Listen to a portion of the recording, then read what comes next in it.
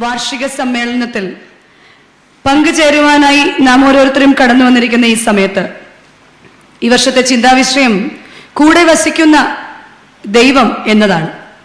രാവിലെ വ്യത്യസ്തമായ രീതിയിൽ അതിനെക്കുറിച്ചുള്ള വലിയ വലിയ നല്ല നല്ല ക്ലാസ്സുകളും പല പെർസ്പെക്റ്റീവില് അതിന്റെ പല വീക്ഷണത്തിൽ കൂടെയുള്ള ക്ലാസ്സുകളൊക്കെ നമുക്ക് കേൾക്കാൻ ഇടവന്നു.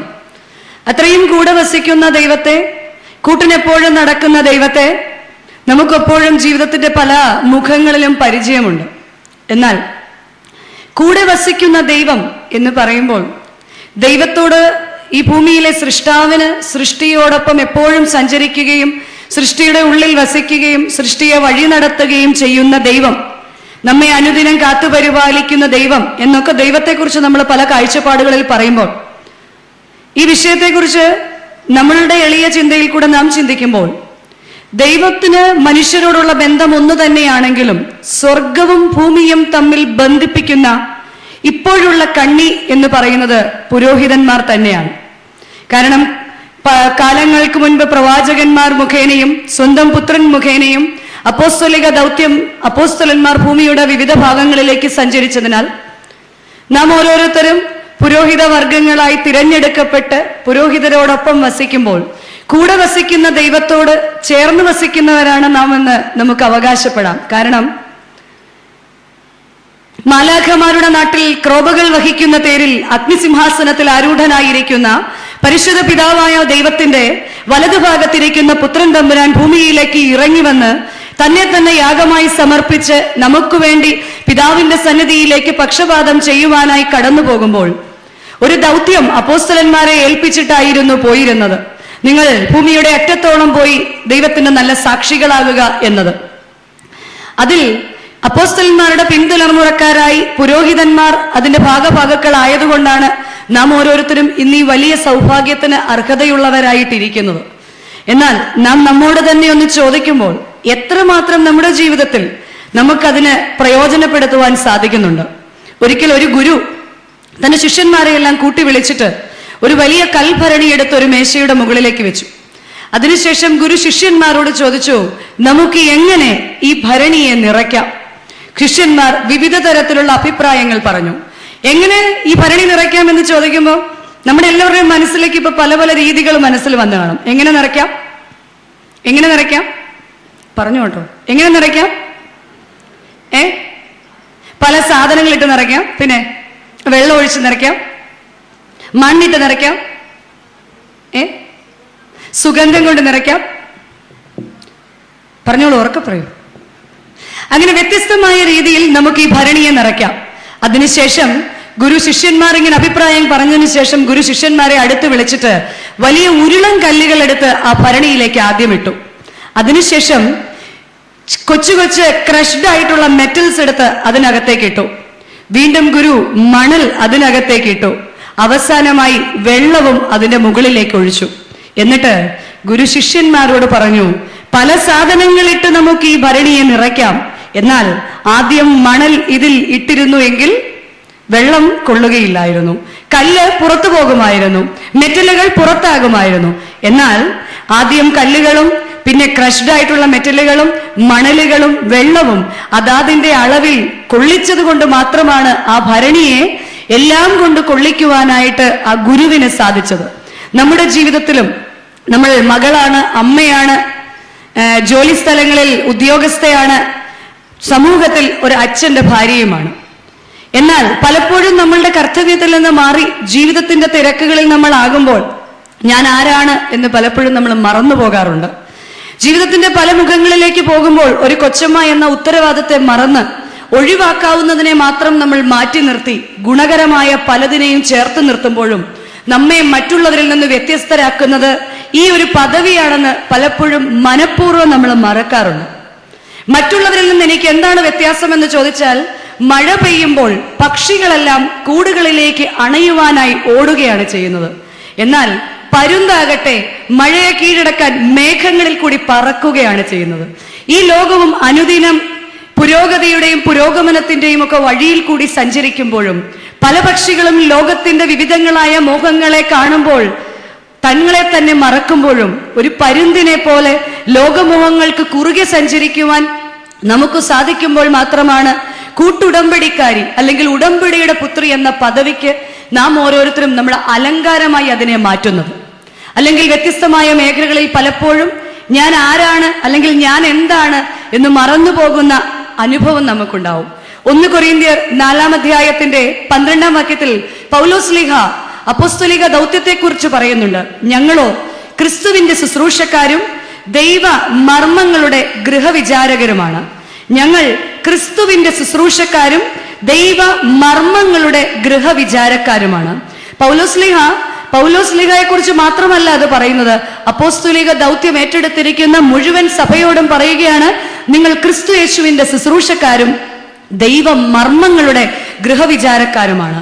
ക്രിസ്തു യേശുവിന്റെ ശുശ്രൂഷയെക്കുറിച്ച് മാളികയിൽ ശിഷ്യന്മാരുടെ കാലുകൾ കഴുകിയപ്പോൾ ക്രിസ്തുവിന്റെ ശുശ്രൂഷ എന്തായിരുന്നു ക്രിസ്തുവിന്റെ ശുശ്രൂഷ എന്ന് പറഞ്ഞാൽ, ക്രിസ്തു തന്റെ ശിഷ്യന്മാരുടെ മുൻപിൽ എഴുന്നേറ്റ് നിന്നിട്ട് പറഞ്ഞു, ഞാനോ നിങ്ങളുടെ ഇടയിൽ ഒരു ശുശ്രൂഷക്കാരനെ പോലെ ആകുന്നു. എന്നാൽ നാം ഓരോരിക്കും ആയിരിക്കുന്ന സ്ഥലത്ത് നമുക്ക് സ്ഥാനങ്ങളും മാനങ്ങളെക്കാൾ ഉപരി ക്രിസ്തുവിനെ പോലെ, ക്രിസ്തുവിന്റെ ശുശ്രൂഷ മനോഭാവത്തെ പോലെ ഒരു ശുശ്രൂഷ മനോഭാവം നമ്മളിൽ ഉണ്ടാകുമ്പോൾ മാത്രമാണ് ജനം ആഗ്രഹിക്കുന്നത് പോലെ ഒരു വൈദിക കുടുംബം ഉയർത്തപ്പെടുന്നത്. യഹോവയുടെ ഉപകരണങ്ങളെ ചുമക്കുന്നവരെ നിങ്ങളെ തന്നെ നിർമ്മലീകരിപ്പിൻ എന്ന് പറയുമ്പോൾ, ഞാനും നിങ്ങളുമായിരിക്കുന്ന സമൂഹത്തിൽ അവരുടെ അഭിമാനത്തെ കാത്തു സൂക്ഷിക്കുവാൻ, അവരെ ഏൽപ്പിച്ചിരിക്കുന്ന ഉത്തരവാദിത്തത്തിലെ അവരെ കൂടുതൽ ദൈവത്തിങ്കിലേക്ക് അടുത്ത് പ്രോത്സാഹിപ്പിക്കുവാൻ നമുക്ക് ഓരോരുത്തർക്കും സാധിക്കുമ്പോൾ മാത്രമാണ് കാര്യവിചാരകത്വത്തിന്റെ കണക്ക് കൊടുക്കുന്ന നാളിൽ നാം ഓരോരുത്തരും ദൈവസന്നിധിയിൽ ലജ്ജ കൂടാതെ നിൽക്കുന്നത്. ഇവിടെ വിശുദ്ധ ലൂക്കോസ് ശ്ലീഹയുടെ സുവിശേഷം 16-ാം അധ്യായം ആരംഭിക്കുന്നത് തന്നെ ധനവാനായ ഒരു മനുഷ്യന് ഒരു കാര്യവിചാരകൻ ഉണ്ടായിരുന്നു എന്ന് പറഞ്ഞാണ്. ധനവാനായ മനുഷ്യന്റെ കാര്യവിചാരകത്വത്തിന്റെ കണക്ക് ചോദിക്കുമ്പോൾ അയാളിൽ കുറവുണ്ട് എന്ന് അറിഞ്ഞിട്ട് ആ ധനവാൻ കാര്യസ്ഥനെ വിളിച്ചിട്ട് പറയുകയാണ്, നിങ്ങളുടെ കാര്യവിചാരകത്വത്തിലെ കുറവ് ഞാൻ അറിയുന്നു, കണക്ക് എന്റെ കയ്യിലേക്ക് കൊണ്ടുവരിക.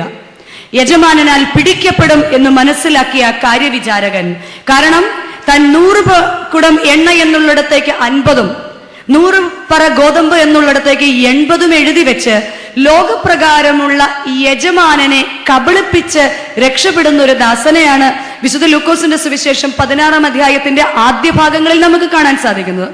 നമ്മെ ഓരോരുത്തരെയും ഈ ഭൂമിയിൽ ഒരു കാര്യവിചാരകത്വം ഏൽപ്പിച്ചിട്ടുണ്ട്.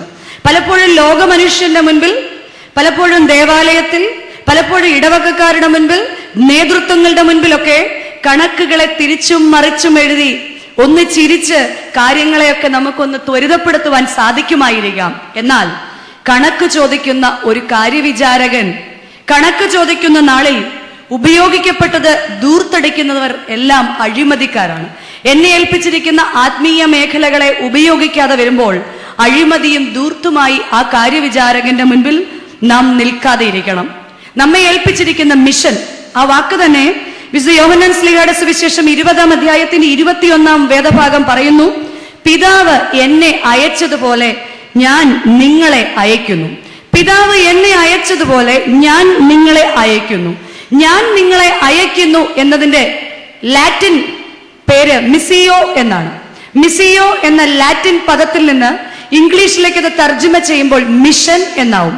ഇംഗ്ലീഷിൽ നിന്ന് മലയാളത്തിലേക്ക് ആകുമ്പോൾ ദൗത്യമെന്നും നിയോഗമെന്നും പ്രേക്ഷിത വേലയെന്നുമാണ് മിഷൻ എന്ന വാക്കിന്റെ അർത്ഥം.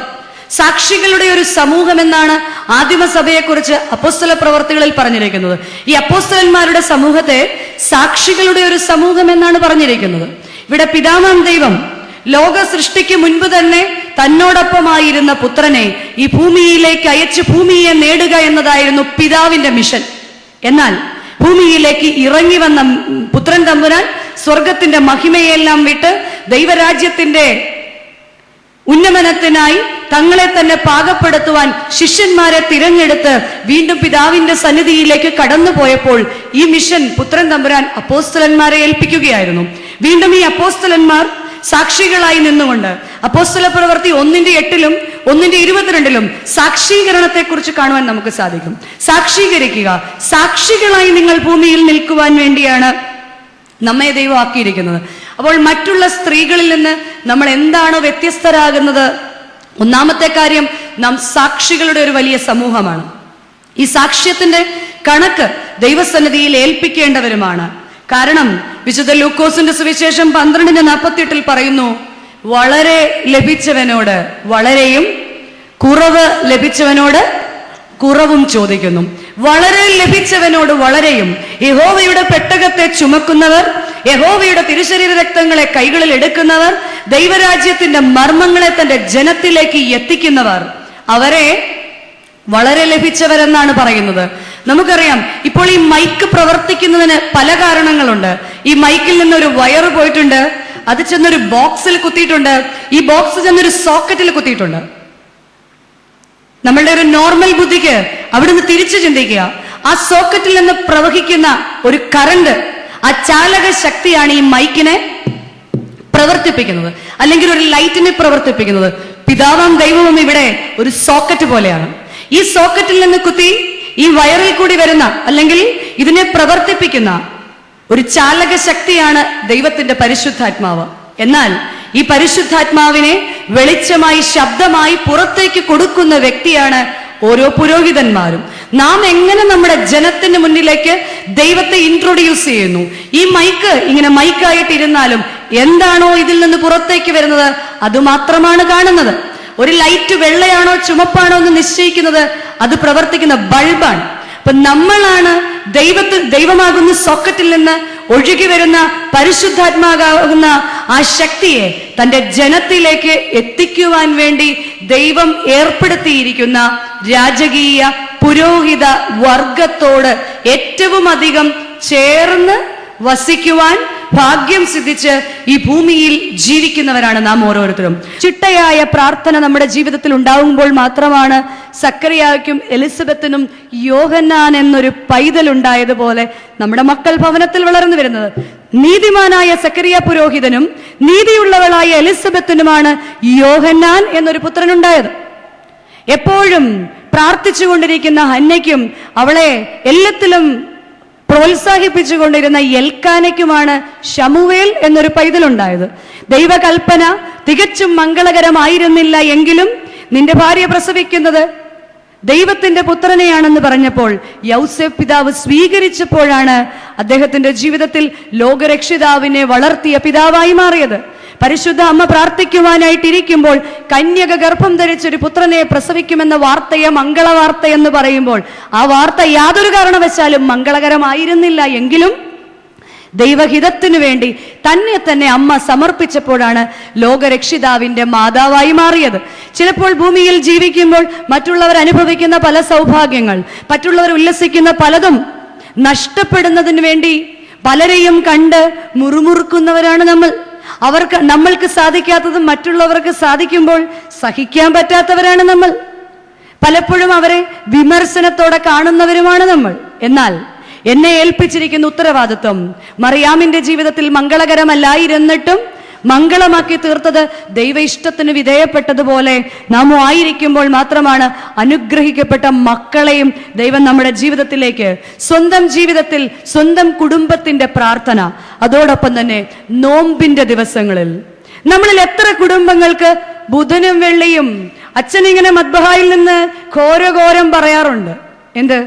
ബുധനും വെള്ളിയും നോയമ്പ് ഉപവാസമാണ്. പക്ഷെ പലപ്പോഴും പല വീടുകളിലും അത് ഇല്ല എന്നതിന് ദൃക്സാക്ഷികൾ. നമ്മൾ ഒന്നിച്ചിരുന്ന് കഴിക്കുമ്പോഴും ഒന്നിച്ച് സമയം ചെലവഴിക്കുമ്പോഴും നമുക്കറിയാമല്ലോ അവരാരുടെ ഭാര്യയാണെന്ന്. എന്നാൽ ബുധനും വെള്ളിയും ദിവസങ്ങൾ കടന്നു വരുന്നത് പോലും അറിയാൻ വയ്യാത്ത കുടുംബങ്ങൾ നമ്മുടെ ഇടയിലുണ്ട്. യഹോവയുടെ ഉപകരണങ്ങളെ ചുമക്കുന്നവരെ നിങ്ങളെ തന്നെ നിർമ്മലീകരിപ്പിൻ. മൂന്നാമത്തെ കാര്യവിചാരകത്വം താലന്തുകളുടെ മേലുള്ള കാര്യവിചാരകത്വം. നമ്മെ ഓരോരുത്തരെയും വ്യത്യസ്തമായ താലന്തുകൾ നൽകിയാണ് ദൈവം ഈ ഭൂമിയിലേക്ക് അയച്ചത്. 1 കൊരിന്ത്യർ 4:2 ഗൃഹവിചാരകന്മാരിൽ അന്വേഷിക്കുന്നതോ അവർ വിശ്വസ്തർ ആയിരിക്കണം. നമ്മൾ ആദ്യം തന്നെ പറഞ്ഞു 1 കൊരിന്ത്യർ 4:1 ഞങ്ങൾ ക്രിസ്തുവിന്റെ ശുശ്രൂഷക്കാരും ദൈവ മർമ്മങ്ങളുടെ ഗൃഹവിചാരകക്കാരും. അതിന് ബാക്കിയായി 2 പറയുന്നു ഗൃഹവിചാരകന്മാരിൽ അന്വേഷിക്കുന്നതോ അവർ വിശ്വസ്തർ ആയിരിക്കണം. താലന്തുകളുടെ കാര്യത്തിൽ നാം വിശ്വസ്തരാണോ? താലന്തുകളുടെ ഉപമ ഒരുപക്ഷെ നമുക്കറിയാം. അവിടെ കടന്നു വന്ന് ചോദ്യം ചെയ്യുന്ന ഒരു ദൈവത്തെ നമ്മൾ കണ്ടിട്ടുണ്ട്. താലന്തുകളുടെ ഉപമകയിൽ കടന്നു വരുന്ന ദൈവം ഒരിക്കലും ഉപയോഗിക്കാൻ നൽകുന്ന വിഭവവും താലന്തുകളും തിരിച്ചു ചോദിക്കുന്നില്ല. അത് തിരിച്ചെടുക്കുകയല്ല ചെയ്യുന്നത്, മറിച്ച് വിനിയോഗത്തിന്റെ കണക്കാണ് അവിടെ ചോദിക്കുന്നത്. നീ എങ്ങനെയാണ് നിനക്ക് തന്ന താലന്തുകളെ വിനിയോഗിക്കുന്നത്? നീ എങ്ങനെയാണ് നിനക്ക് തന്നിരിക്കുന്ന താലന്തുകളെ വിനിയോഗിക്കുന്നത്? പലപ്പോഴും പലരും പറഞ്ഞു കേട്ടിട്ടുണ്ട്, സൺഡേ സ്കൂളിൽ പഠിക്കുന്ന സമയത്തും ബാലസമാജത്തിലും ഒക്കെ വലിയ ആക്റ്റീവായിട്ടിരുന്ന ഒരാളായിരുന്നു. അതുകൊണ്ടാണ് ഞാൻ ആർക്ക് ഭാര്യയായത്? അതോടുകൂടെ കഴിഞ്ഞു. പലരും സ്വന്തം സാക്ഷിക്കും അതോടുകൂടെ കഴിഞ്ഞു. എന്തുകൊണ്ട് അതോടുകൂടി അത് കഴിയുന്നു? എല്ലാവരും പ്രസംഗിക്കുക എന്നല്ല, എല്ലാവരും പാടുക എന്നല്ല. അവരവർക്ക് വ്യത്യസ്തമായ താലന്തുകൾ ദൈവം നമ്മെ ഏൽപ്പിച്ചിട്ടുണ്ട്. ആ മേഖലകളിൽ തികച്ചും മാതൃകയുള്ളവരായി നാം ഓരോരുത്തരും തീരുമ്പോൾ മാത്രമാണ് അനുഗ്രഹിക്കപ്പെട്ട ഒരു ശുശ്രൂഷയുടെ പങ്കുകാരായി, ഉടമ്പടിക്കാരായി നാം മാറുന്നത്. ഒരിക്കൽ 2 മദ്യപന്മാർ മദ്യപിച്ച് ഷാപ്പിൽ നിന്ന് തങ്ങളുടെ നാട്ടിലേക്ക് പോവുകയാണ്. അവർക്കൊരു കടത്തുവഴി വേണം അപ്പുറത്തേക്ക് പോകാൻ. അവർ രണ്ടുപേരും കടന്നു വന്നു, അവരുടെ വള്ളത്തിലേക്ക് കയറിയിരുന്നു. പാട്ടുപാടി തുഴഞ്ഞു പോവുകയാണ്. പാടി സൂര്യനങ്ങ് ചക്രവാളത്തിൽ ഉദിച്ചു വരുന്നു. അപ്പോൾ ഒരുത്തൻ മറ്റുള്ളവനോട് ചോദിച്ചു, ഇത്രയും വട്ടം തുഴഞ്ഞിട്ടും നമ്മളെന്താ വീട്ടിലെത്താത്തടാ? കണ്ണു തുറന്ന് ബോധത്തോടെ പ്രഭാതമായപ്പോഴാണ് അവർ തിരിച്ചറിഞ്ഞത്, വള്ളത്തിന്റെ കെട്ട് തെങ്ങിൽ നിന്ന് അഴിച്ചിട്ടുണ്ടായിരുന്നില്ല. പകുതി മയക്കത്തിൽ, പകുതി ലഹരിയിൽ അവരെന്തു ചെയ്തില്ല? വള്ളത്തിന്റെ കെട്ട് അഴിച്ചിട്ടില്ല. വള്ളത്തിന്റെ കെട്ട് തെങ്ങയിലിട്ടാണ് രാത്രി മുഴുവൻ തുഴയുന്നത്. നമ്മളും പലപ്പോഴും ഇന്ന് തുഴയുന്നത് അങ്ങനെയാണോ എന്ന് ചിന്തിക്കണം. പലപ്പോഴും ജീവിതത്തിന്റെ മോഹങ്ങള്, ജീവിതത്തിന്റെ ഇഷ്ടങ്ങള് ഇതിൽ നിന്നൊന്നും മാറുന്നില്ല. പരിശുദ്ധനായ വട്ടശ്ശേരിൽ തിരുമേനി പറയുന്നുണ്ട്, മൂല്യച്യുതിയുടെ മലവെള്ളപ്പാച്ചിലിൽ ഒരു തടശില പോലെ നിൽക്കുവാൻ മൂല്യബോധമുള്ള കുടുംബ ബന്ധങ്ങൾ നമ്മുടെ ഇടയിൽ ഉണ്ടാകണം.